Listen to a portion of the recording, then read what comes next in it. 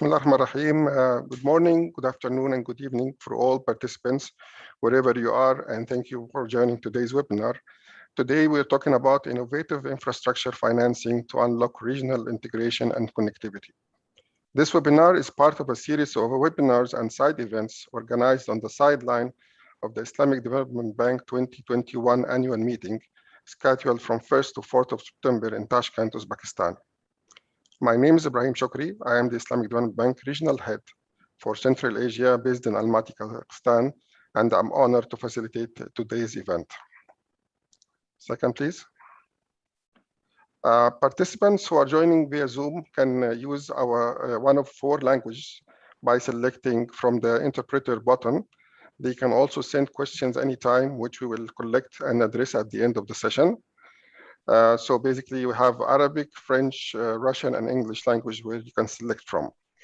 Similarly, those who are joining from via YouTube live, they can also send questions via the chat box. Next, please. So let me again thank our speakers. Today we have 5 speakers. We have Mr. Shukrat Vavayev, Mr. Asif Zaidi, Mr. Muhammad Al-Habib Ansari, Mr. Akbar Khudai, and Mr. Roel Johnson. Just to set perspective on this subject, I believe we all agree that connectivity is one of the priority pillars for the landlocked and double landlocked countries. These countries must find access to seaports and should enhance the regional corridors to facilitate trade, import, and export of goods. However, construction, financing, and operationalization of cross-border regional transport projects is a complex venture. The cost and benefit associated with these projects vary at national and regional level, which generates different incentives among stakeholders in bringing these projects to realization. Yet, most of these projects have high socioeconomic return and could generate large financial returns if infrastructure and implemented properly. The financing of cross-border transport projects often also requires multitude of stakeholders ranging from national governments, international financial institutions, to private investors. Coordinating multiple sources of funding through a suitable mechanism to finance the entire project life cycle requires innovative financing modalities. Multilateral development institutions and regional development institutions can play a critical role in this context to catalyze and coordinate financing and enable risk sharing to mobilize private funding. Further, they can also play a lead role in technically supporting governments to identify high potential regional projects with significant development returns. To react to the growing need of the Islamic Development Bank member countries' request for regional projects, the ISDB adopted a regional cooperation and integration policy, which focuses its efforts on supporting the bank's large infrastructure activities and complementing them with soft capacity development efforts. The very first pillar of the policy is aimed at enhancing cross-border connectivity and economic integration. This requires investment in the physical infrastructure. And in this context, from an institutional strategy perspective, priority is given to establishing connection of landlocked member countries to international ports and maritime routes. Well-performing trade and transport corridors can have significant economic impacts, reducing trade costs, time, and enhancing the competitiveness of cities, communities, regions, and countries, especially where they are landlocked. Today, our speakers will share their views on the significance of regional connectivity in Central Asia, challenges facing construction of mega projects, and their perspective on innovative financing modalities to support these projects. Please welcome with me our great speakers joining us today. And let me start with Mr. Asif Mateen Zaid. Mr. Atif is Additional General Manager, Infrastructure in Pakistan Railway Company. Mr. Asif, with the abundant human capital and access to seaports of Pakistan, Pakistan can become an economic hub for the Central Asia republics. Great support from Pakistan and not only for supporting the Central Asia countries, but creating a lot of opportunity in Pakistan itself in terms of hubs, in terms of facilities supporting these regional railways, and of course, improving the overall trade between the continent and the world. So please, Mr. Asif, the floor is yours to give your perspective on this.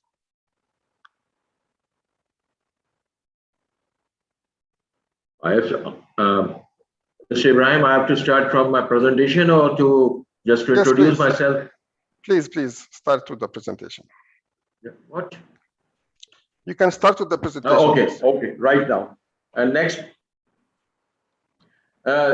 These are the timelines during which we carried out 3 working group meetings up to June. Next. During this meeting, we requested World Bank for financing the projects. And next. 3 project offices were established in all the 3 countries for day-to-day working. Next.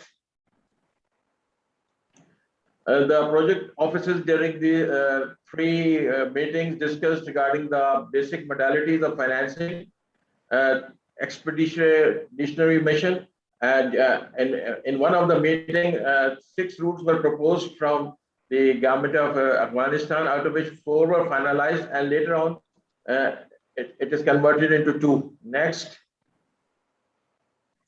These are the joint activities for the expeditionary team, but it could not be materialized due to the condition in Afghanistan. Next. World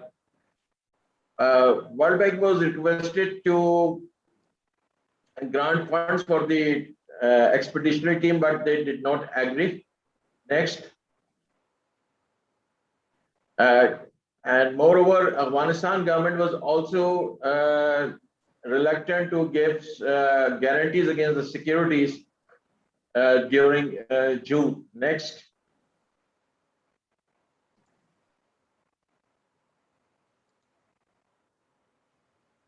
Since expeditionary visit was not conducted, therefore the route was one of the out of 4. One of the route was not finalized at that time. Next.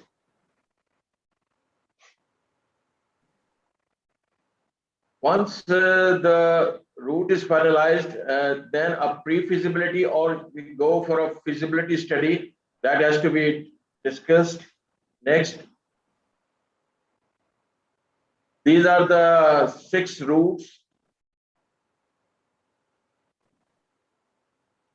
May I move forward, or people like to look at it?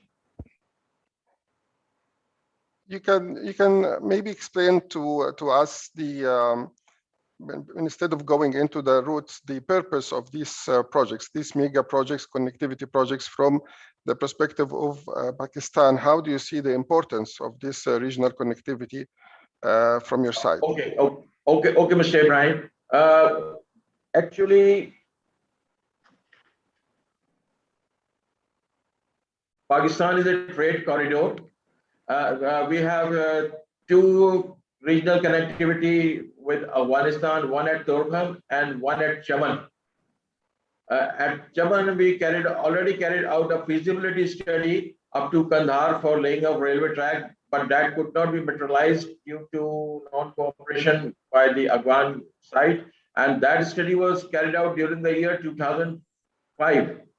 And since that time, we tried to put rail to the border town of Istanbul, that is 11 kilometers from Chaman, but that too was not materialized. We are presently conducting a feasibility study from Peshawar, Torkham, and Jalalabad, which is in the final stages, and that will be completed in next quarter or so.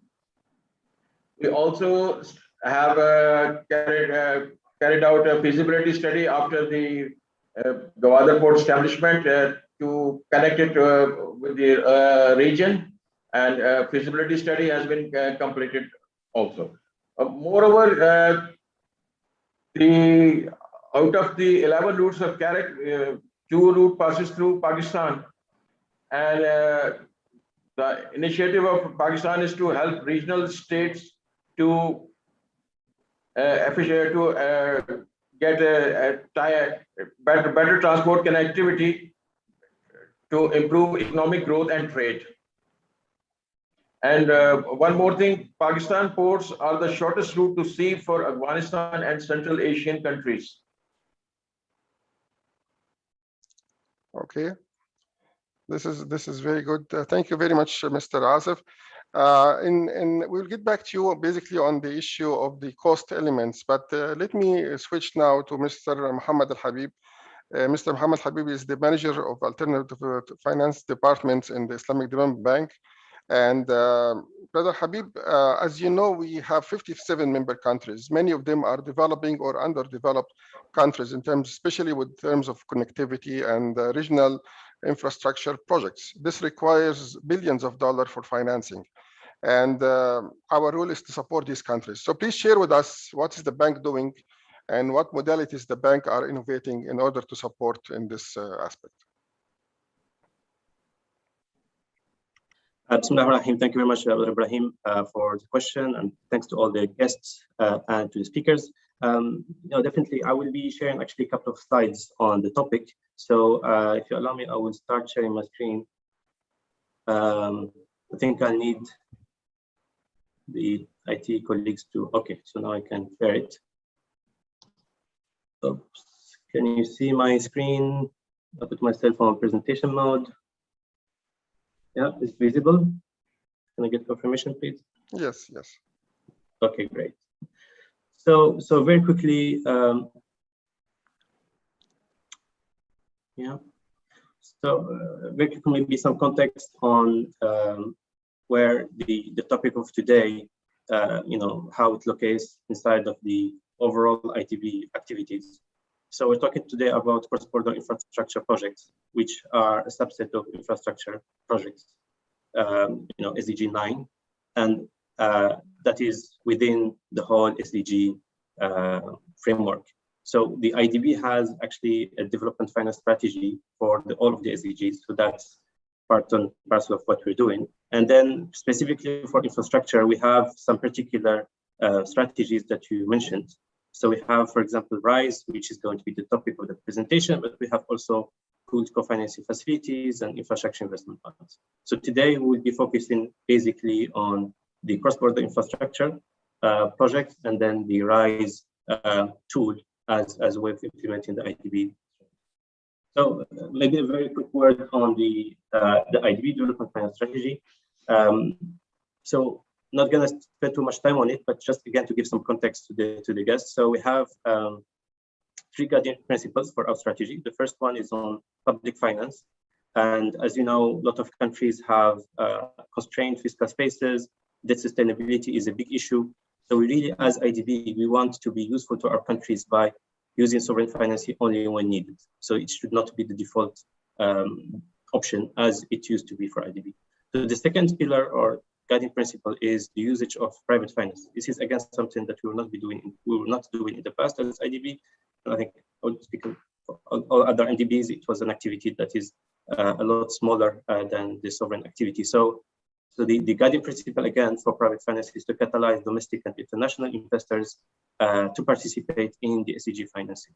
So that is again one of our key focus areas as IDB. And then the last area is concessional financing. As you know, ODA is actually just a drop in the ocean compared to the amount of financing that is needed for the SDGs. So really our focus again, when it comes to ODA and concessional resources, is to amplify their impact, to find strategies that are innovative, to accelerate, to actually amplify the impact of the ODA, which is really a scarce resource. So this is in a nutshell the way we're approaching development finance at IDB. And now, if you allow me, I'll go straight to the topic of today, which is the infrastructure, specifically the cross-border infrastructure. So to mobilize the private sector and to finance this huge amount of SDG financing gap that is coming to infrastructure, which represent actually 70% of the total SDG financing gap. So if you look at the SDG financing gap, every year we have more than 3 trillion, globally of financing needs that are not met. And of that 3 trillion, 70% is related to infrastructure. So that's roughly 2 trillion, right? So every year we need to find 2 trillion of financing for infrastructure. And that cannot be fulfilled by the public sector alone. There are some studies that have been done by UNCTAD on that, and then it showed that if you take, for example, an LDMC country, they took 2 LDMC countries, and then if the SDG financing is closed entirely by sovereign financing, then the sovereign debt will need to be multiplied by 6. And all of that comes with the consequences that we know on the sustainability and so on.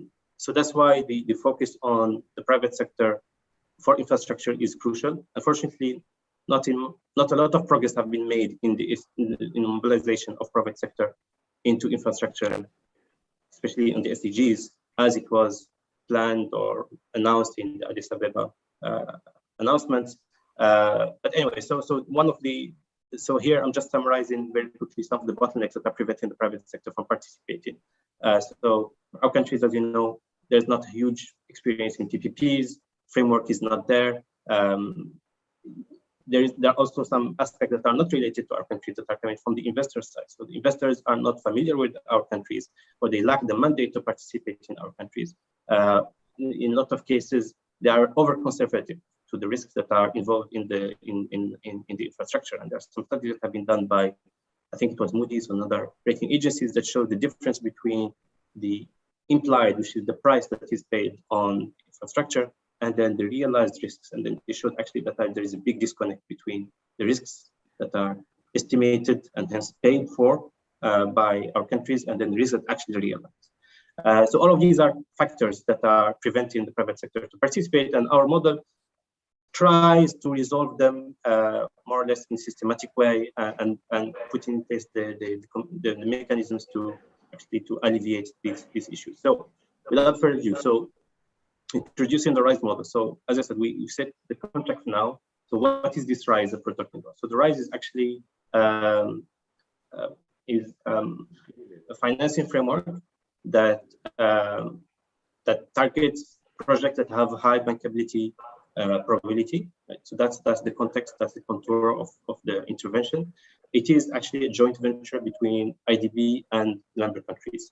And what it does, it really supports the full life cycle of the project, from pre-feasibility study to implementation, and then actually securitization and selling of the stakes and exit from the project. So we have been rolling this model now for some years. And here I'm presenting very quickly the pipeline of the RISEs globally that we have. So we're all live in Gabon. We're operational since 2020, and we're undertaking 2.1 billion project portfolio in Gabon, spanning energy, transportation, and industrialization. In Maldives, we just signed the MOU and we have identified the portfolio that will be undertaken. It stands at $670 million. And we're starting the finalization of the legal entity. Hopefully, we can finalize by the end of the year. So in Guinea, Niger, Senegal, MOUs have been signed, and we're starting the second phase where we're starting to talk about the legal entity and then the projects. And then for Indonesia, Morocco, Nigeria, and Turkey, we are at the initial design stage. And there are many other countries where we have discussions that are not formalized, but there is a lot of interest actually to undertake this one. So how does it work? As I said, I'm adapting the model that we're not using specifically for cross-border infrastructure to cross-border infrastructure project. This is the topic of today. So starting with the program that we identify, the IDB and the member countries will have a pre-feasibility study to identify which components of this project are likely to be bankable, which are not likely to be bankable, and hence it needs to be financed with TAs to finance sovereign financing. So that's the first stage, is the common planning and defining of the interventions that the RISE will undertake under this program. The second stage is the establishment of the entity per se. And approach that we're doing is having 75%, 20% shareholding between IDB and member countries. So with that we put some capital into the structure, and then it becomes actually a legal entity that can undertake activities. So that's the second phase. Then what we do is we take that equity that is in the RISE and we use it to prepare the projects. So we have identified list of projects, then we use this capital that we have now available, coming from all the countries and from IDB, and then we use it to prepare the project. So that takes between 5 and 10% of the project capex, typically depending on the size of the project, etc. That goes into all these activities that will prepare the project and bring it to the market. So that's the second phase. Then after that, with the project that is now prepared, the RISE will tender it in accordance with countries and look at the regulations that are applied and so on. But then we'll do an RFP and we will retain the private sector sponsor that will undertake the project. So here we're talking about a PPP modality specifically, or it could be an SOE. So in a lot of cross-border projects, it's an SOE that is undertaken, but the modality is not changed, just depending on how the tender is happening. So for example, in a lot of Indonesia and other countries, SOEs are participating in the tenders for PPPs, and they're winning quite a sizable amount of them. Anyway, so then that sponsor that will be retained in a competitive bid would be providing the equity with the consortium of investors from FDI and from infrastructure funds. So they'll be providing the equity, 70% of the total equity, and then with the help of IDB, they will be approaching commercial banks and then raising 70% of the debt that is needed for the projects. Now, here's where the innovation in terms of the financing mechanism comes in. So what we are putting in place is a guarantee facility, pooled guarantee facility that will guarantee the sukuk that will be issued by the RISE, and this sukuk will contribute to 30% of the capex. So this will provide long-term, very cheap financing that, as we are targeting AAA rating, this is a financing that will be cheaper than what the government and indeed the sponsor can master by themselves. So with that, we have the full financial close of the project, and then the project can actually be implemented as we have secured the financing. Now, in terms of remember they talk about the ODA and then the leverage. So with this model, ODA can be leveraged 5 times, as it is enabling this guarantee facility that we'll go through a little bit later. And this guarantee facility will unlock 15 times the amount of ODA that was put in place because of all of the leverages that have been baked into the structure. This is more kind of internal discussion in IDB, and then how it is financially efficient usage of the IDB resources. So as we said, we provide AAA financing. So in terms of the cost efficiency for the member countries, it really reduces the financing cost 2 to 3 times. And in terms of the IDB's capacity to finance, it multiplies IDB's capacity to finance from 3 to 4 times. So going to the governance of the structure, as all of you know, cross-border projects are very complex. They really need a lot of political will and political coordination at the highest level. So what we're suggesting here is that we have 2-tiered committees. So the first one is the high-level steering committee, and this is providing the strategic directions and really the big decisions. And it's going to be obviously intergovernmental representation with also UN agencies, specialized UN agencies, and development partners like other NDPs and so on.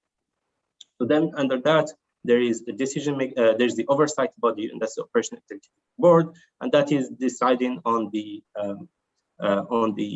project level activities, and it is overseeing the work of the RISE management, which itself will be private sector management style, with incentives that are aligned with the economics and social outcomes of the project. It will also build capacity in the line ministries, taking cue from the project preparation funds that are over in the globe, where there is a matrix of external or international experts and local experts, and then there is a transfer of knowledge and capacity building that happens through these project preparation funds. So here we're using the same modality, operational modality, that we transfer that knowledge from international experts to the line ministries and to build actually the capacity in PPPs. I'm mindful of the time, Brother Ibrahim, so I'll try to speed up. Hopefully, I'm not talking too fast. So there are challenges that are specific to the cross-border projects that have been identified by UNSCAP, for example. And we're using these four main challenges that are very specific to this type of project, and then illustrating how RISE can help resolve these challenges. So the first challenge is really the complex intergovernmental arrangements. As you know, these projects require a lot of coordination between the countries, and to agree at a particular time that they want to go with the particular route, etc., and the contours and so on. So the RISE having this institutional setup and kind of legal agreements that are attached to some financial commitments as well, right? And this early planning, all of that really ensures that there are bridges between the line ministries and the different decision bodies in the countries, so that enables to alleviate some of that intergovernmental complexities. The second challenge is augmented political risk. Normal projects that are not cross-border already have a lot of political risk, let alone when they are cross-border. We have,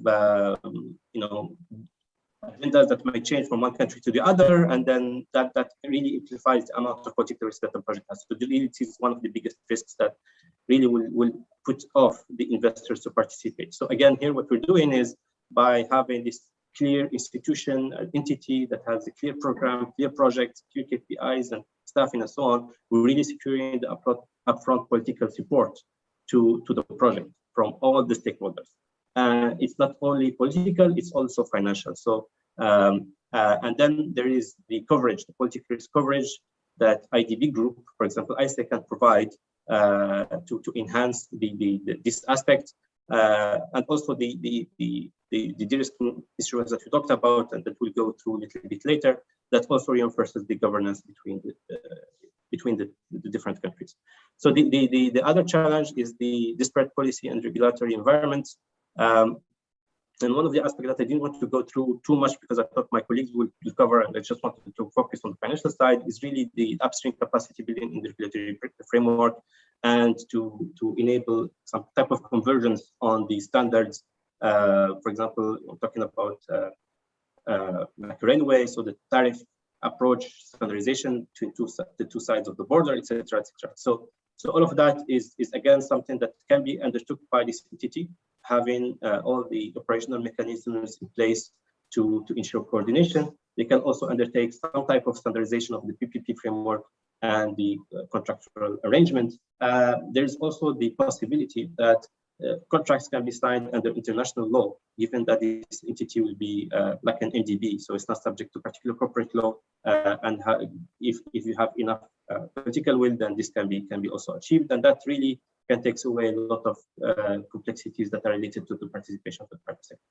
And then the last aspect is, which I think is really crucial, is the unbalanced cost and benefit allocation between the parties. So you have upstream countries, you have downstream countries, you have the countries where most of the project is happening. The cost is definitely not borne uniformly, and also the benefits. So here what we're doing, we have again this equity, as if you remember, the equity is where the participation is coming from different countries, but also the de-risking facility where the different countries are participating. And that's where we can put in place the mechanisms to balance the cost and the benefits. So there is talk of compensation between the countries that are benefiting and the countries that are bearing risk. So that compensation can be taken, for example, by taking some of the risks, or guaranteeing some of the risks. Anyways, so there are different ways of doing it. I'm not going to go through it. So very quickly, this is my last slide. I have actually a couple of slides, but I'll stop at this slide. I don't know whether Ibrahim, if I still have time, but yes, please. I still have time. No, Okay. let us take a pause for other speakers, and then we can. All right. Okay. So this is the last slide. This is the last slide. Yes. So bear with me, it's a little bit involved. But this is the sukuk structure that we talked about, that we issue. So sorry. So basically, what we do is we take the infrastructure portfolio participation, the RISE takes in the different projects, and then we put it in SPV. That's how the sukuk are issued. You know, they're asset backed, so it's not like they're not like bonds. They need assets to be issued. So then, but these assets, as you can imagine, they bear the risk of the project. So they're very risky. Talked about political risks and all of that. So what we do is we provide this full guarantee facility, and this is really cutting edge securitization technique, a tranching technique that has been used in the private sector for some time without issues, but we're adapting it now in the context of infrastructure. And as you can see, there are 3 tranches. So there's the first loss, and this first loss tranche is taken by the countries themselves that are participating in the project. And then the second loss is where the donor countries that need to be coming in this type of projects because they need a lot of support from donors. So that's where we provide these donors with really a mezzanine that is quite low risk but high impact tranche. And then there is the third loss, and that's why IDB is taking the bulk of the risk. So that represents around 70% of the notional of the project. So this is the structure that we're using. Is highly efficient, very flexible, and it really provides the donors with the capacity to guarantee without pledging collateral, and it's also providing the possibility for the countries to pledge collateral as its first loss tranche, and with that, with financial engineering and some liquidity swap, blah blah blah. At the end, we really get into a AAA guarantee facility, and that means that the sukukas themselves are AAA, and hence they are very cheap, and hopefully that will really balance the bankability, tip the bankability balance into the right direction by providing this long-term, very cheap financing. Thank you very much, and I'll stop here. Thank you very much, Mohammed. Very, very interesting subject, and I'm sure it's a very complex structure. I mean, in terms of the way you presented, and also you shared that not only as a structure is complex, but also dealing with complex countries where we are facing issues, and in terms of political issues, in terms of coordination issues on the borders and so on. I think we have a lot of questions to you that we are receiving now on the chat box, but we will defer it a little bit. I just want now to move to Mr. Akbar Khodai, because moving from the financing side that Mr. Mohammed talked about and the way we can finance these projects, Mr. Akbar is the Director of Transport and Communication of ECO Secretariat. He is also has 20 years of diplomatic background, served as Director of Regional Transport Cooperation in the Ministry of Foreign Affairs of Iran from 2017 to 2021. And he has been regularly involved in development of regional cooperation, particularly on connectivity policies and plans. So, Mr. Akbar, I mean, ECO was established with the objective of supporting the sustainable economic development of its member countries and the region in whole. Having discussed this matter, how do you see ECO can, support in developing this ecosystem? And we have heard about the financing, but in terms of putting all the countries on the same policy and in the same directions. Please, floor is yours. Ibrahim, thank you very much. Do you have my voice? Yes, clear. Let me at the outset appreciate you for organizing this very important meeting. Also, let me thank other colleagues, Mohammed, for elaborating on this very interesting initiative of IDB regarding this RISE initiative. As you may know, the ECO is the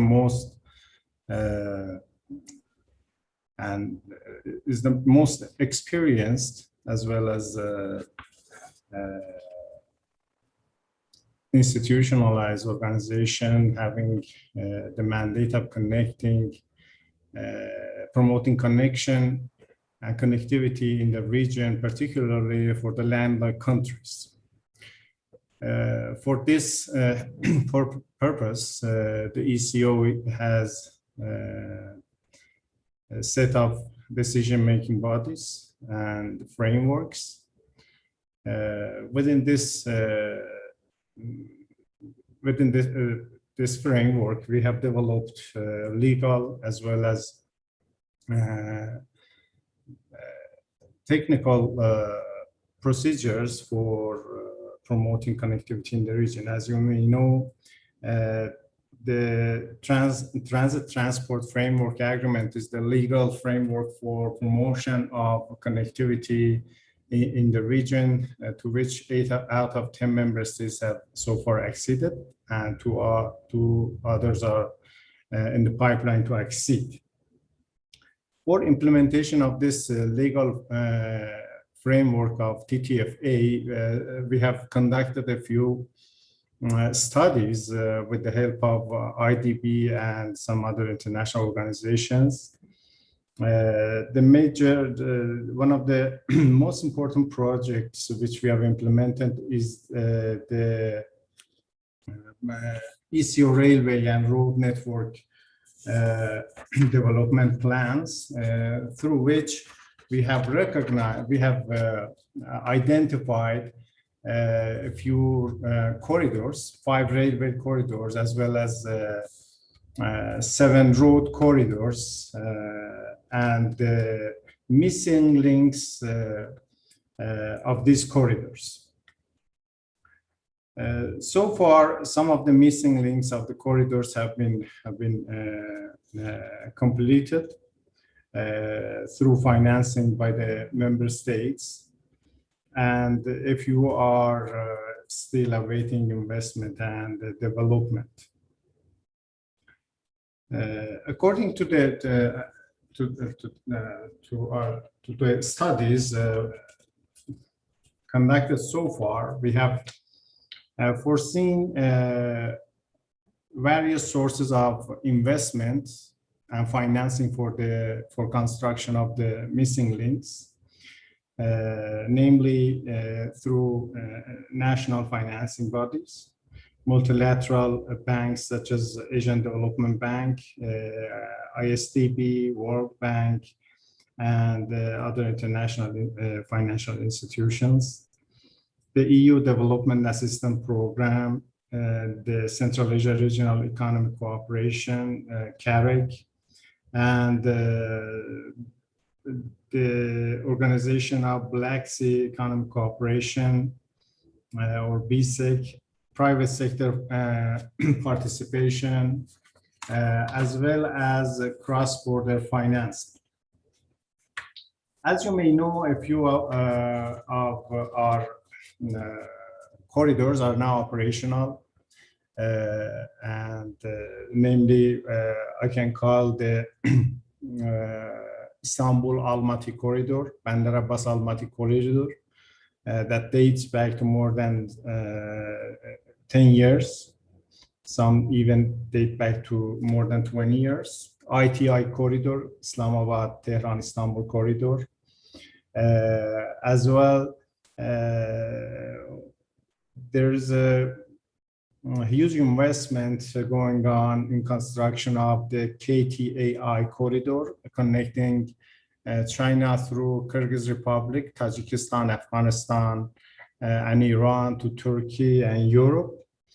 Some portions of this corridor is already completed, from Khaf to Rozenek station of Herat. The feasibility study for construction of railway from Herat to Mazar-e Sharif is already completed by ADB.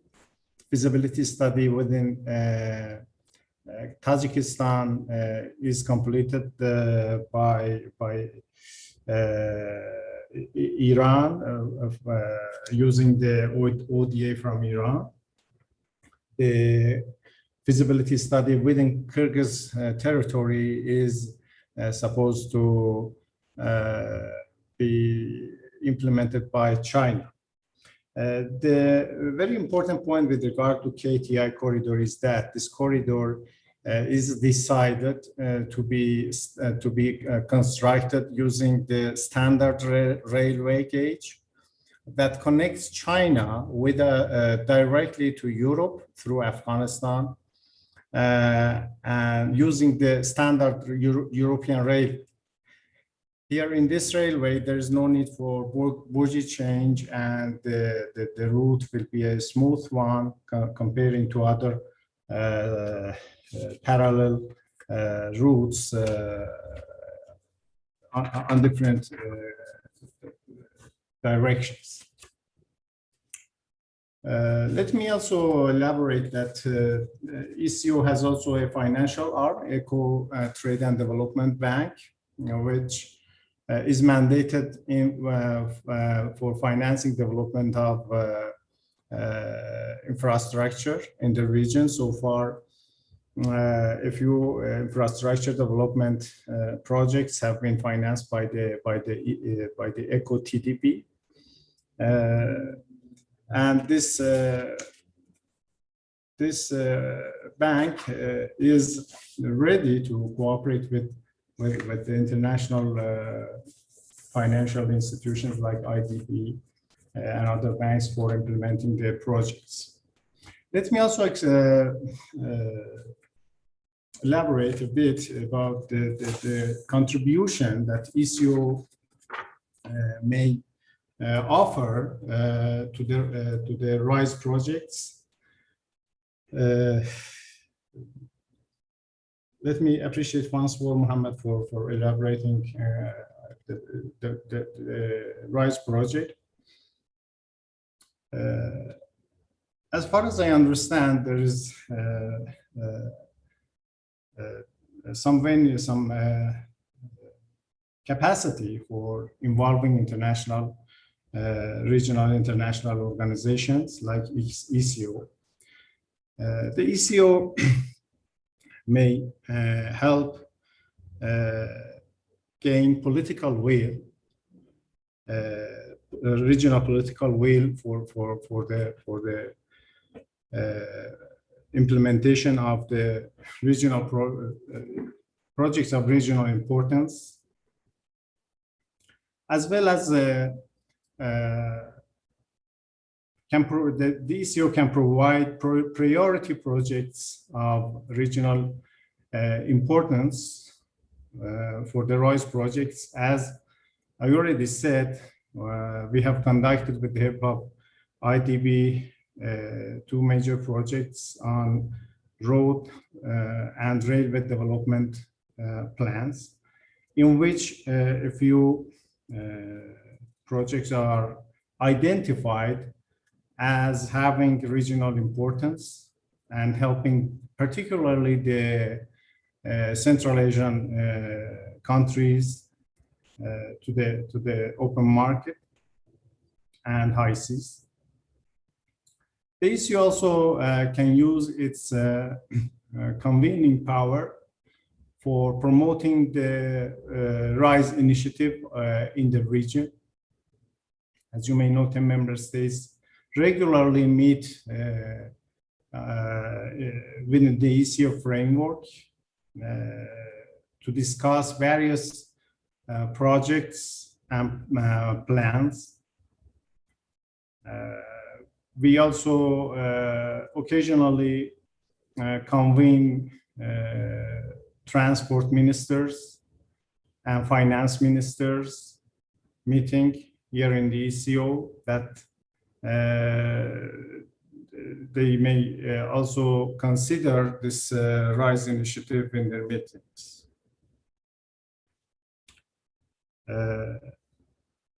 As well, we may cooperate with the RISE initiative through our intergovernmental arrangements within the framework, general framework of ECO, or the specialized subcommittees which are arranged regularly within ECO framework. Let me also welcome the proposal made by Mohammed with regard to regional contractual mechanism for PPP cooperation. We are ready to cooperate in implementing this project, this initiative in our region, as we already have some frameworks for cooperation of the public and private partnership in our region. With this, I finish my statement. If there's any question, Ali, I'm ready to hear. Thank you very much, Mr. Akbar. Really very important points you have raised. And exactly this is, I think, what's expected from ECO, and the way that you can also use your status and also support to just not only look at the financing part, but also bringing all the countries on the same table to discuss these important initiatives by RISE in terms of financing mega projects, because as we discussed, it is really require a lot of coordination and support from all parties. I think I will get back to you on this, but I just want to make sure that Uzbekistan with us, Mr. Babayev is joining us as well from Pakistan. Mr. Babayev is with us. Mr. Shukrat Babayev.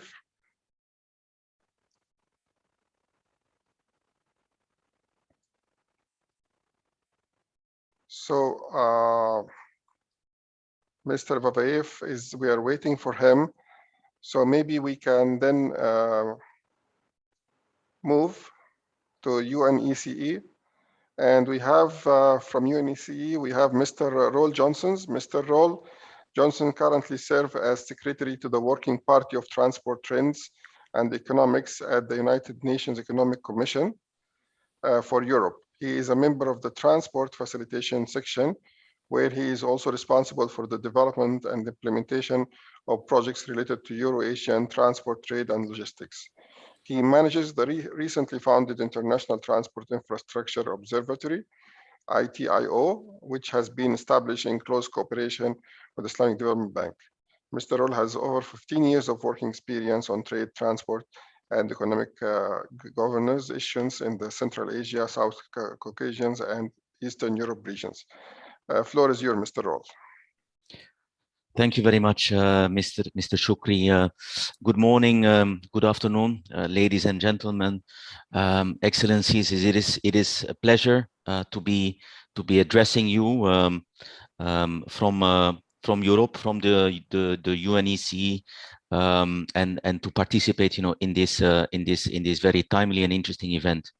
Now, indeed, Euro-Asian transport connectivity has been quite high on the agenda of UNECE for quite some time now, and over the years we have established a very close cooperation with many partners in the region.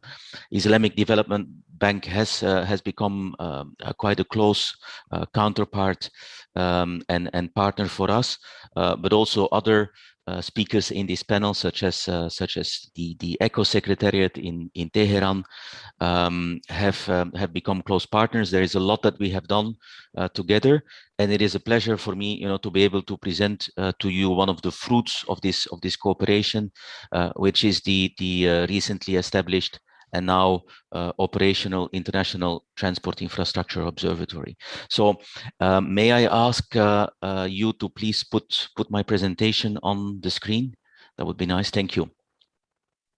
Now, as I mentioned, the observatory really, and as also Mr. Shukri mentioned during his introduction, the observatory really is a jointly developed project by the Islamic Development Bank, ECO, together with the UN Economic Commission for Europe and the UN Economic and Social Commission for Western Asia, our sister commission covering the Western Asia, the Middle East, and North Africa. Next, please. Now, let me actually, welcome you all to the observatory and start by telling you, why is it, what added value is the observatory bringing to governments, to countries in the first place, but also to multilateral development banks, to international financial institutions, to regional cooperation organizations. Well, basically, it has been established with the clear aim to offer a multi-stakeholder web-based platform, a platform that is also offering a geographic information system, which hosts data on a large variety of transport infrastructure networks. national transport infrastructure networks, but also regional and even inter-regional networks feature on the GIS platform.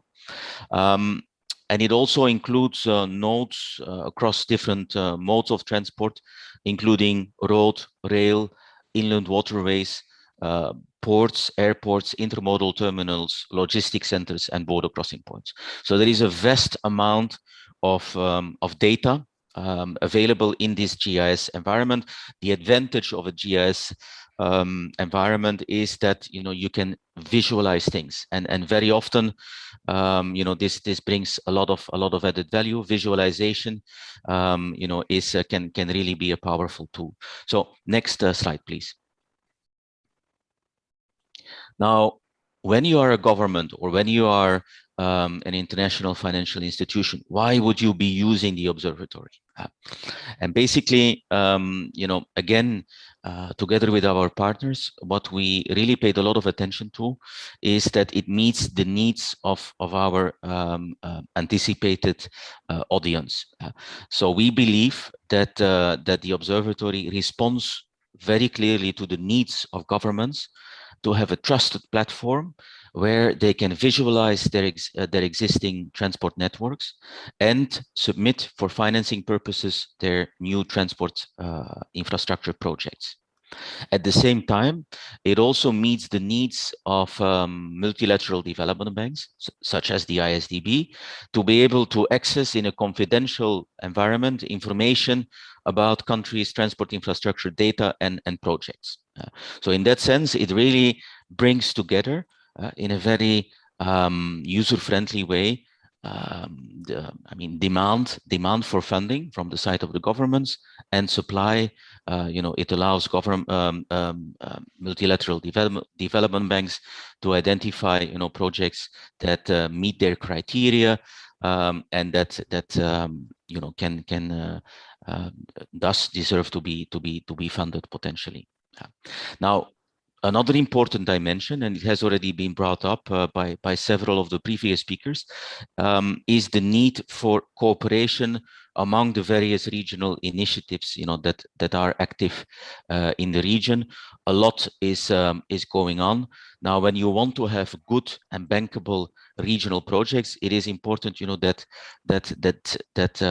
that you coordinate this, and thus, by having all of this data and all of these networks available in a visual format on the observatory, we are firmly convinced, that it will help governments, and multilateral development banks and regional cooperation organizations to coordinate. And this is clearly in the benefit of all those involved. Next, please. Now, there are four groups of users that we envisage for the observatory. That is, of course, our primary clients, I would say, the governments and the multilateral development banks. Now, the governments, these are going to be authorized government users that can access the observatory, but they are going to have to be authorized and accredited, let's say, by their government.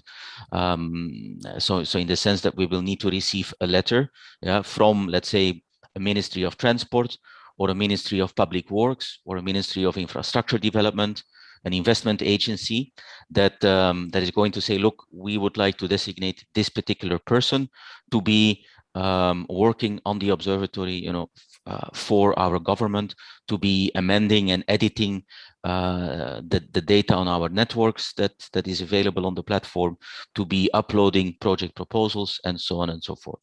So this is a first primary group.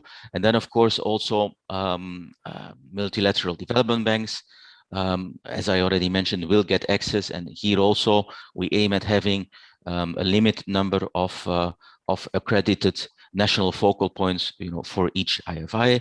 The same for regional organizations. What do I mean by regional organizations? Well, these can be corridor organizations, such as Trasica, such as the ADB CAREC, several the BISEC countries, they will also, may also be interested to use the observatory. So they will also, in case they want to get access, they will get a secured, password and login credentials. And then, of course, we want also to be able, to reach out to the broader public. Of course, the broader public, they will not have editing rights, so they will not be able to edit any of the data that is available. They will, however, have access to high-level data. They will be able to see the big transport networks across the Euro-Asian region and the Euro-African region. So they will have access to this high-level component, let's say, of the observatory. The next slide, please. Now, every one of these 4 categories. Toutes ces catégories, les 4 catégories. Sorry, all of a sudden I hear French interpretation in the background, but it's gone now. So now, yes, please go ahead. Yes, every one of these user categories will have a tailored dashboard, let's say, that will basically open up some of the functionalities that are specific to the needs of this user group. So, for instance, par exemple, this is the one that governments will see, where, for instance, by clicking on the button on the left, they will have a possibility to upload, to revise, to update the networks about or the data about their national transport networks. There is also the second button starting from the left, where they will get access to the data on specific transport corridors and see how which transport corridors they are a part of and how this links up with other regional initiatives. There is also a specific functionality where they will be able to upload their new transport infrastructure projects. There is a functionality, and I will show them later on during my presentation, that allows the user, to see, okay, which countries have acceded to which international conventions and agreements. Why is this important? Well, also for a multilateral development bank, before investing in hard infrastructure, in a new railway line, a new highway project, it may also be useful to see, okay, which of the facilitation instruments are observed by that particular country and even by the region, because this is going to have an impact also on how the transport infrastructure will be able to be efficient and effective. So these are just a few examples. Next slide, please. So here, let us go to a first functionality, and I hope you can somehow see it well on the slide. Access to transport infrastructure networks and nodes. Now you can see that we have all the infrastructure networks from the UNEC and the ESCWA regions uploaded onto the observatory. On the left-hand side, you can see a bar, and this bar will allow you to make specific layers of the observatory visible or to make them invisible. For instance, if you're particularly interested in Euro-Asian road transport connections, then you simply click on the filter that you will have in the left, bar, and you can activate or deactivate specific layers. Now, by clicking on specific segments of networks, you will also be able to see more information about this specific segment. For instance, what are the infrastructure standards that have been used? From where to where is this transport link going? But also the number of average daily cargo movements. If it consists of a railway, then it will be the railway infrastructure standard. It will also specify the gauge width that is being used, and so on and so forth. So all the data that governments have made available will be visible here in a pop-up window. So this is one example. Next slide, please. Another example is the data on transport corridors. And again, in your left, on your left-hand side on the screen, there will be a possibility for government users, but also for multilateral development banks to say, fine, I am interested, for instance, in the UNEC Euro-Asian transport links road corridors. And then, there are 7 of those. And then simply, one can select, okay, I want to see all of the road corridors. On peut choisir donc or I'm interested in particular segments or in particular numbers. And again, by clicking on, actually, I've been asked to switch off my interpretation. I just see the window now. It is actually off. I can confirm that it is off. Now, so by clicking on a specific corridor, donc, again, en cliquant sur all the technical data, the number, the kind of starting point, the end point of the corridor, the number of ways, the number of lanes, all this data, will again appear in a pop-up window. So this is the information specific to transport corridors. Next slide, please. Now, again, and this is bringing us closer to the heart of the observatory. It will be, possible for a multilateral development bank that is interested in financing projects in a specific region. There is this specific app or functionality that has been designed, which where at one with a couple of clicks, the MDB user can see which new projects have been made available by governments. This can be road projects, but also rail projects, inland waterway projects. You can all see them in the banner, the banner on the bottom of this first map. There will be a filter option where, for instance, the available projects, will be filtered, based on their funding status. So when an MDB is interested in funded railway projects or in partially funded railway projects, then this can be done. And again, by clicking on specific lines on the map that represent a government proposal for a specific infrastructure project. Of course, all the information will appear: the name of the route, the description, the estimated starting date, the estimated end date, the associated costs, the length, and so on and so forth. So all of the information that an MDB may be interested to know, will be possible and will be retrievable here in this app. It will be possible also for the multilateral development bank representative to reach out to the government official directly that has uploaded this project. So it really facilitates the whole process a lot.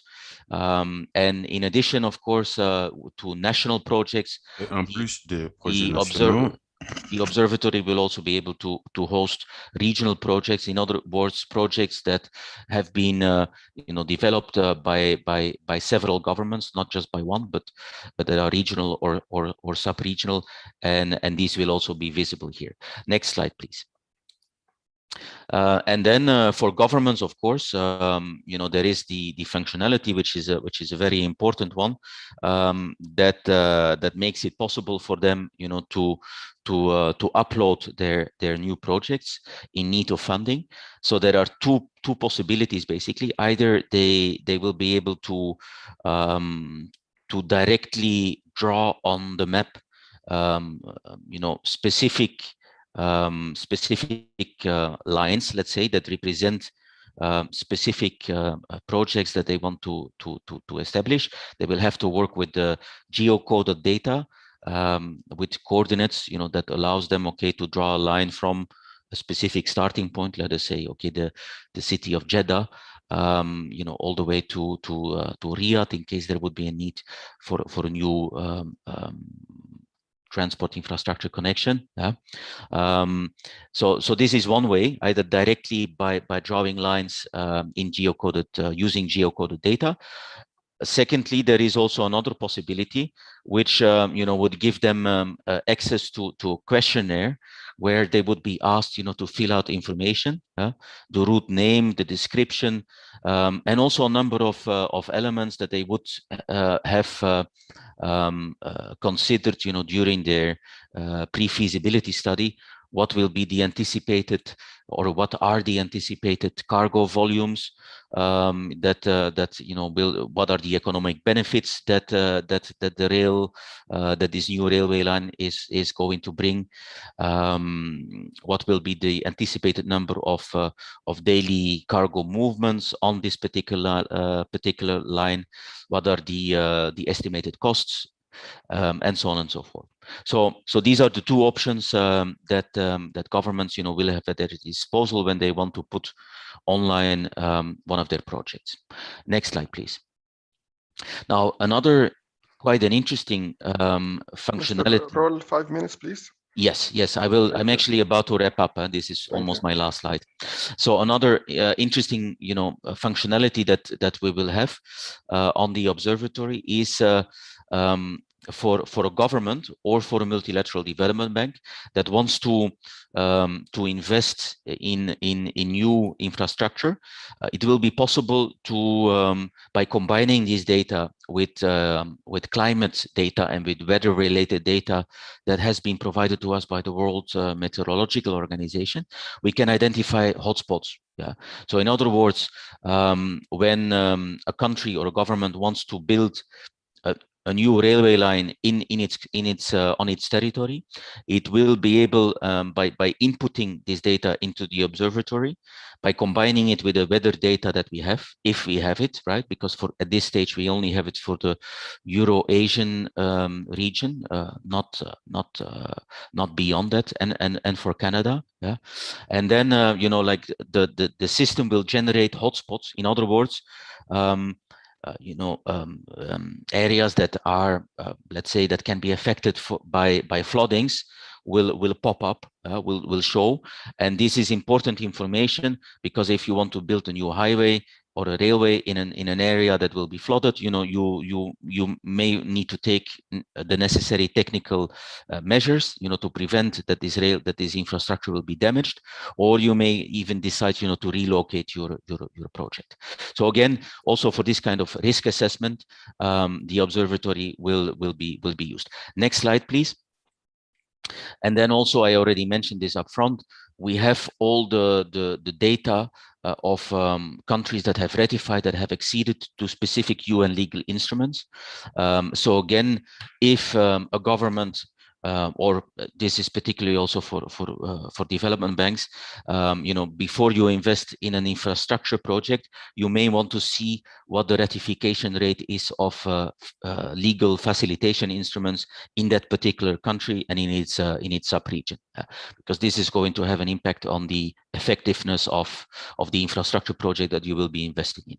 Next slide, please. And I think we are there now. As I mentioned up front, and I cannot repeat this enough, a strong partnership is important, to keep the observatory up and running. It is operational now. Those that have been involved know that it has been quite a labor-intensive and at times, very technical endeavor. But we are there now, and we really rely on building on the partnership that we have with the Islamic Development Bank, with the Economic Cooperation Organization, and of course with our sister commission, ESCWA. Immediate next steps, the observatory will become publicly accessible as of September 2021, when we will be presenting it to the UNECE and ESCWA memberships. Member states will also be informed in writing that there is such an observatory, and they will be invited to appoint a national focal point, and so on and so forth. We are planning and we are hoping to be able to strengthen cooperation with additional UN regional commissions, so that will be one of the next steps as well, for instance, with the Africa region. And of course, also in addition to IDB, we will be reaching out again in writing at the level of senior management of UNECE to other multilateral development banks to start using it as well. And of course, and this is very important, and then I conclude, Mr. Shukri, we will need to make sure, and this is really where we rely on our partners as well, a continuous data collection and interaction, on these transport networks with the governments and with the banks. Yeah. So I conclude my presentation here. I apologize if I was a bit long. Thank you. Thank you very much, Mr. Roll. This is very useful. I think before moving forward, I think there is a very important question here, especially since this platform is already developed Merci. between Avant d'aller plus loin, je crois qu'il y a... UNECE, ISDB, and ECHO. The question is that many of these projects require a lot of preparation. It requires a lot of funding to reach quality, project documents, and also in terms of the financial studies, in terms of environmental studies, in terms of engineering studies, and so on. So how is this being considered, and if the RISE also supporting in financing this preparation part of the projects? Second question is, how will this platform will be legally responsible for any inaccurate data, because this also could be used as a platform for decision-making regarding financing projects. To what extent this is advisory observatory platform, or it will be also involved in the kind of transactions and in terms of being part of this as a responsible party for providing the information moving forward? Maybe you start with Brother Mr. Raoul, and then we move to Brother Habib and Mr. Akbar on this. Yes, well, thank you very much for these very concrete questions. Let me start with the second one about the legal responsibility and about who is accountable for the information that is on the observatory.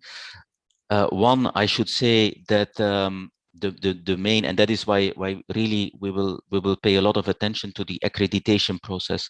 So in other words, governments that are interested in using the observatory, they will need to confirm that they are accountable for the data that they are providing. Yeah.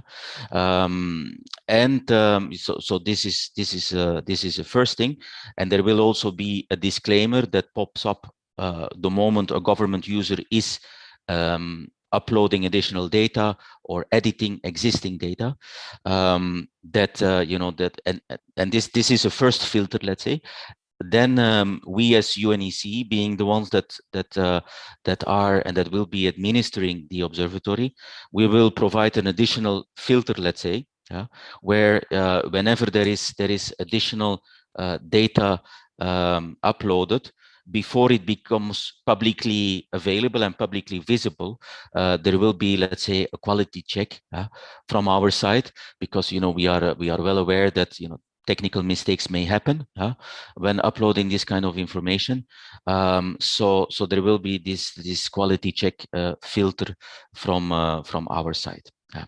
So this, I hope, responds to the second question you asked. If I just may ask you the first question, whether you can briefly repeat it, because I'm not sure I fully understood.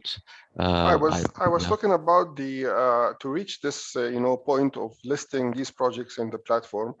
You will need at least 2-3 years of preparation, which require funding for the preparation of these projects.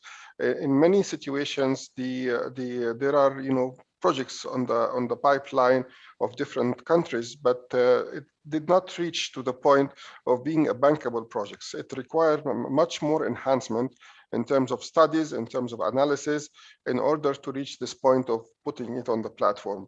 Who will be supporting this part of preparation?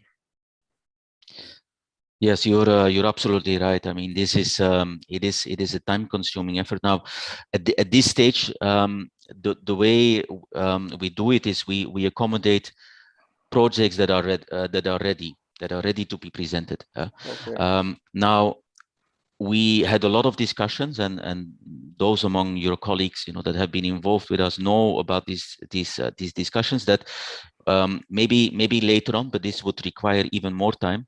We could add functionalities to the observatory that allow it, for governments to use it as a tool also to help them doing their pre-feasibility studies. I hope Rise has an answer for this, Mr. Habib. Yes, absolutely. Thanks, Rod. I think absolutely. I really see the linkages between the observatory and the Rise on many levels. First of all, on the data level and the decision making. So that's really, I think I was not aware of it. So I think it really need to link the two, both on the pre-feasibility, but also after the implementation and on statistics that will come from these projects. And also on the resource mobilization and putting it there for the investors and so on. So I think definitely that is very interesting to cooperate on, but more specifically on the financing. So actually that's one of the biggest upsides of the RISE model, is that we're putting the funding upfront for the pre-feasibility and for the project preparation. So in many cases, the project that we are undertaking is not really a project, it's an intervention, it's an idea. And then we take it through the whole life cycle from the pre-feasibility and so on. And then what we're doing it is, instead of doing TAs and grants, what we do it through an investment approach, whereby the member countries and IDB and partners put upfront an investment. That investment is highly risky, because projects we might do a lot of work and then we decide not to go with the project.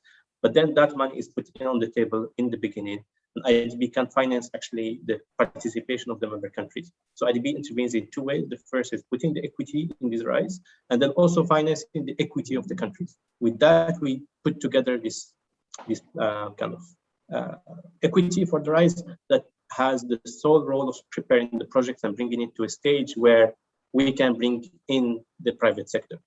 And we see it as one of the biggest bottlenecks that we talked about into bringing the private sector, the scarcity of projects that are actually bankable and that are well prepared. So I hope that answers the question. Thank you very much. Thank you. We have a lot of questions, but before that, I would like to take a pause and go back to Uzbekistan. We have with us Mr. Oybek Shakhzitov. Mr. Oybek is a dear friend. He's the director of the Department of Cooperation with International Financial Institutions, and he is now in this meeting representing Uzbekistan. Mr. Oybek, thank you very much for joining. And I think Uzbekistan is the most concerned country within our discussion. It is a double landlocked country. It also has the highest populous country in the Central Asia region, and mostly young, and it also has almost 100% literacy rate. The country has been also successfully running a transformational reform in the past 5 years, and we have seen a lot of payoff in terms of improvements in all indicators, excluding of course the pandemic time.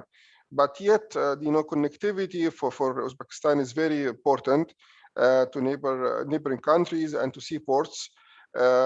Basically, it's a very, very important and a challenging situation. So please, floor is yours to shed light on the country views on this and the strategy from Uzbekistan side. Assalamu alaikum. Thank you very much, Dr. Shukri, for the floor. First of all, dear participants and distinguished colleagues, I would like to express my sincere gratitude for the ISDB for organizing today's discussion. In the face of the pandemic, it is crucial to maintain a regular dialogue, to exchange views and develop pragmatic proposals on concrete joint steps to unlock regional integration and connectivity. No state cannot be stable and dynamically developing without integration into the world economy. And there's a direct proportional relationship between the degree of integration into the world economy and the level of development of the national economy. Generally, the more integrated the country into the global economy, the higher the level of development of its national economy, and vice versa. I think it's very familiar for everyone. In this context, the development and the quality of hard and soft infrastructure are important. Asia region is currently facing a big challenge in terms of the difference between investment needs and the current investment level aimed at infrastructure. Asian countries need significant investments in infrastructure for accelerating inclusive growth and unlock regional integration for connectivity. Closing the infrastructure investment gap requires freeing up financial resources through public finance reforms, relying much more on private sector financing and exploring new innovative funding resources like concessional loans, guarantees, phased grants, equity injections, municipal green and kicker bonds.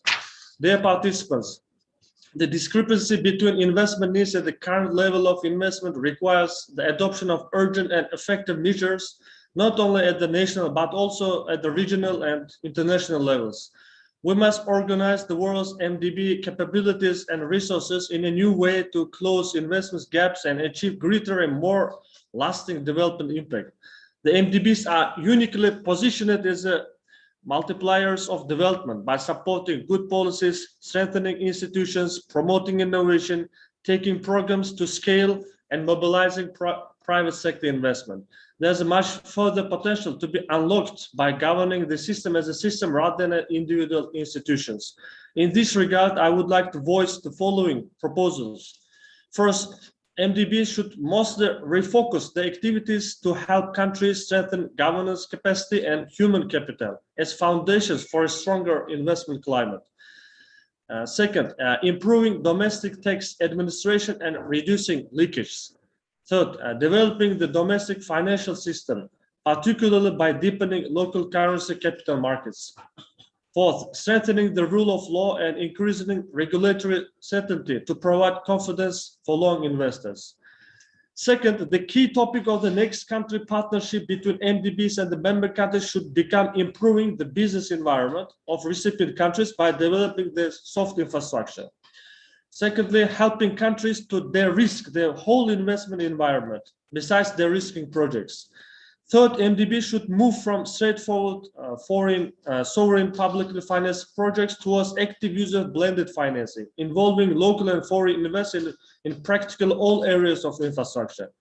Finally, in our opinion, MDB should exploit the largely untapped potential for collaboration to maximize their contribution as a group rather than individual institutions, and build effective country platforms to mobilize all development partners to unlock investments, and also implement regional platforms to facilitate transformative cross-border infrastructure projects that enable regional connectivity and open up new supply chains and markets. Dear friends, dear guests of our event, we well understand that not a single state can cope with this pandemic alone. In this connection, the principles of unity, cooperation and mutual assistance should be our main guidelines for at least in the short and medium term. Thank you for your attention. Thank you. Thank you. Thank you very much, Mr. Oybek, for this very, concrete statement and very specific points that you raised, which I think is the subject of this discussion. And I'm sure we will take this discussion at the second level, maybe during our annual meeting in Tashkent next week. I think you raised very important points which we are discussing today. You talked about de-risking, which ISDB is doing through the RISE model. You talked about cooperation and coordination between the different partners, which we have seen today in the platform that Mr. Roll and Mr. Akbar also explained. And definitely you focus also on the soft component or the capacity development as the key driver for developing infrastructure, because once the human capital is there, the capacity is there, the financing and the technical matters can be easily, attracted to these kind of projects. So really appreciate your comments, and would like to hear comments from our colleagues on the intervention from Mr. Oybek, as he is representing the stakeholders for all of us in terms of as international organizations. Maybe if I can have a quick reaction, starting with Mr. Akbar on the comments raised by Mr. Oybek.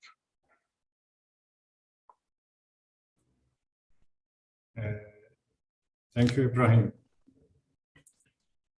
Hello. Yes, we can hear you. Before actually going to talk about the comments of Olivier, I just wanted to clear that and thank Raul for the very informative presentation on the project, the Observatory project, to which the ECO is a partner. And here also I would like to appreciate the IDB's financial contribution to this very important project. Let me clarify that ECO, the ECO member states have provided and cleared the needed information and data for this platform, and that can be used by the financial institutions for financing the projects. As it is explained by Raul, the function of the observatory is to map out the development project, infrastructure development projects, and to come up with investment gap in the regional connectivity networks in different sub-regions. So this will provide us the financial institutes with necessary data to analyze and consider for investment and financial purposes. Let me also emphasize that criteria for bankability of the projects, one criteria for bankability of the projects is their linkage and relation to the established corridors, to the established regional and international corridors. This criteria is the main factor that can be considered as one of the main criteria for financing the infrastructure throughout the corridors. There might be some infrastructure projects that are out of the established corridors of regional importance. This observatory platform provides the investment institutes and banks with concrete information whether their project is a profitable project or not. So this platform can be included in the RISE initiative as well. And because the information provided by the member states are checked in 3 levels: in national level, regional level through ECO Secretariat, and the technical bodies in the UNECE. So this is some sort of insurance for bankability of the projects. So this is my recommendation for the RISE to include the platform, the observatory platform, in their risk assessment of the projects. With regard to the statement by our dear colleague from Uzbekistan, I should say that the ECO's, one of the main mandates of the ECO is to help landlocked countries of the CIS to reach the high seas, whether through in different directions. One direction is, as I already told, through the Almaty, Istanbul and Almaty Bandar Abbas corridor. Another project which is already implemented, it is a road corridor through Afghanistan to Iranian borders, which is a test run of trucks is already implemented with the help of the IRU. And a study is also conducted on this corridor. Another project which my colleague from Pakistan mentioned, Mr. Asif, is the corridor, a north-south corridor through Afghanistan and Pakistan.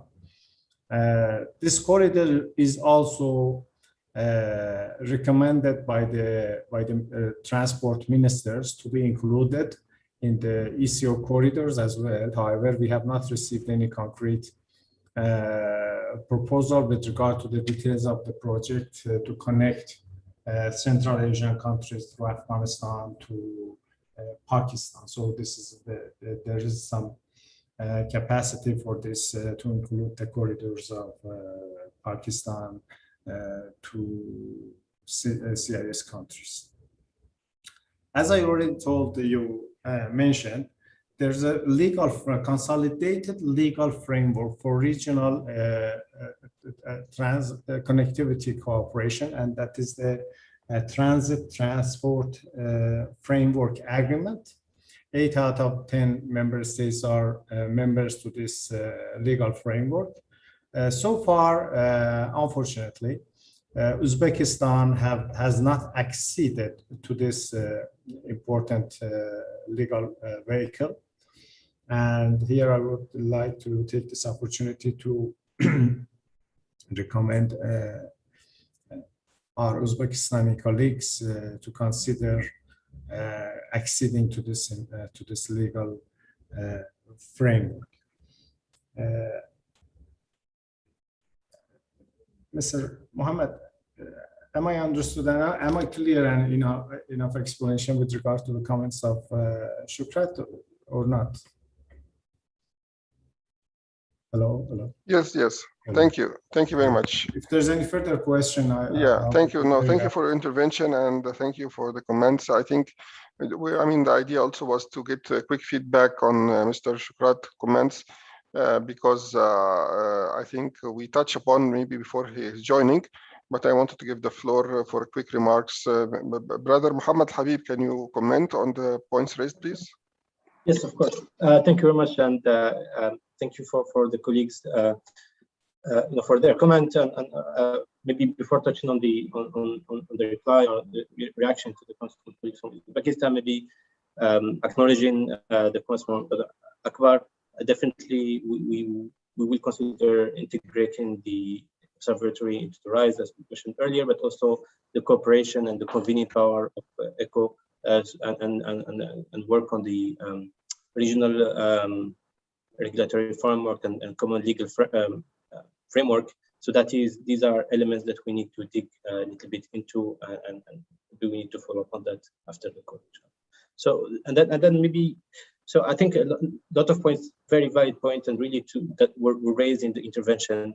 And I just want to say that these are really also the motivations for us to put together this RISE model, is really to strengthen the local capital markets and to see how we can finance most of the infrastructure locally, not relying on international markets. And that's why we're establishing these entities which have the mandate to issue on the local market. So through the presentation, we didn't go through a lot of details, but really one of the aspects is building the capacity, building the business climate. So for example, in Maldives, which was one of the countries where we're losing your voice, Habib. Implementing RISE, there are projects for capacity building that are not directly into PAs. Okay, is it better now? Yes, please get closer. Can you hear me? To the mic. Yeah. Hello? Yes, please. Yes. Hello? Yes, we can hear you. Maldives. Okay, I think we lost him. Yeah, okay, please. so I was saying in the case of Maldives, there are a lot of TAs that are there to strengthen the PPP framework, to strengthen the business climate. So we are talking to USAID, for example, and Asian Development Bank on a program that targets actually the taxation, and there's reform for the way the tourism sector in Maldives is being the contracts, how they're being allocated, and so the point is the RISE actually shows the project side of things, but there is a lot of capacity building that is for the ecosystem that is happening outside of RISE, because these are not bankable activities, but these are human and institutional capacity building that is done as part of the partnership between IDB and the country. So this is just to echo maybe some of the points that were raised by. Thank you. Thank you very much. I think time is running. I just wanted to summarize some of the points, and first try to explain to Mr. Oybek that the main purpose, of course, of this session was to talk about innovative infrastructure for mega projects. But definitely the point you raised about the expectations from MDBs is well taken, and we are all working on it within our capacity. And definitely we are hopefully going into a new member country partnership strategy with Uzbekistan soon. So this we can also reflect all the new focus from the country, and we will hope to discuss it very soon next week, inshallah, in Tashkent. Similarly, Mr. Asif Mateen, he talked about the challenges facing, mega railway projects when it comes to through crossing borders between different countries, the cost associated with these kind of projects.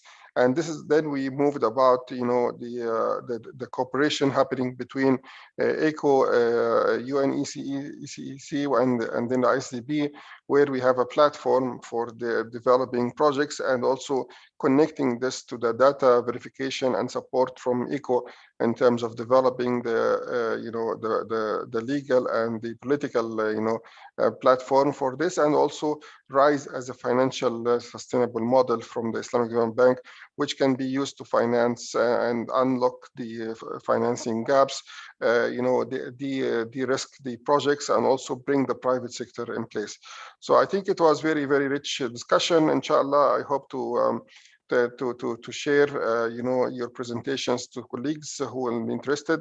We covered, most of the questions, to some extent we cover it, which was mainly about the difficulty of financing, about the legal structure, about the how can the countries approach for this request. I think we have now the platform, and we have ISDB. They can approach us directly, and this can be, inshallah, discussed further and enhanced during our meeting next week.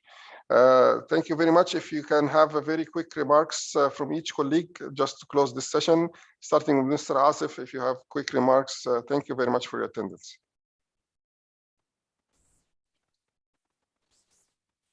You're muted, Mr. Asif. Mr. Asif, you're muted. Yes, please. Thanks. It's a good session, and it really gave us a lot of understanding about other friends' values also. Okay, next time again we meet. Thank you. Thank you very much, Mr. Roll. Yes, well, thank you very much, Mr. Shukri. I think your wrap up was very eloquent, and listening to it, I couldn't agree more that really the discussions we had this morning, they're highly interlinked and mutually reinforcing one another.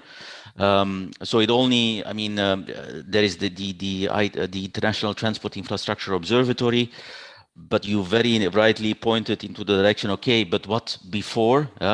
And there I think, the RISE approach, which was presented by your colleague, Mr. El Habib, was, is going to be very helpful. And so it nicely comes together. So it's all different pieces of a puzzle or of a mosaic. And I think we have an excellent foundation to continue working together, and ultimately, for the benefit of our member states, right?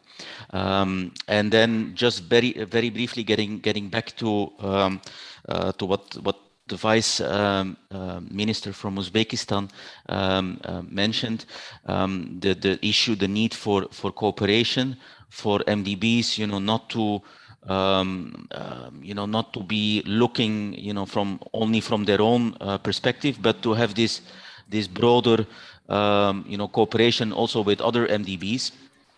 I think here the observatory offers a lot. I apologize for the background noise.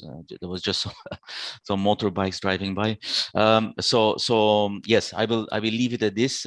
Thank you again for UNECs for the invitation, and yes, I look forward to continue working with all of you.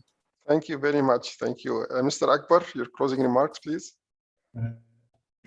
Ibrahim, thank you very much for this very good and informative meeting. Let me share all the idea that the pieces of puzzle are coming together to complete the whole picture. As was discussed by Mohammed and Raul with regard to the initiatives which are going on and will complement each others and will help the member states to develop a missing infrastructural missing links for better connectivity. Let me also propose to IDB to kindly, and if possible, to kindly continue this sort of webinars on maybe on seasonal or monthly basis, including various international organizations as well as financial institutes, agencies and institutions, to discuss various dimensions of the connectivity and how to help the member states and the regional integration organizations for better arrangements towards economic integration. So maybe I suppose IDB is in a position to lead such initiative of forming a group of international organizations and financial institutions to support regional connectivity. Anyway, I also would like to appreciate IDB's current and past support of the Economic Cooperation Organization in various fields, particularly conducting various studies on transit and transport. Thank you very much.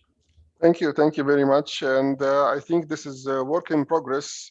All this cooperation can be developed further, and I see really, a seed of a very potential, cooperation.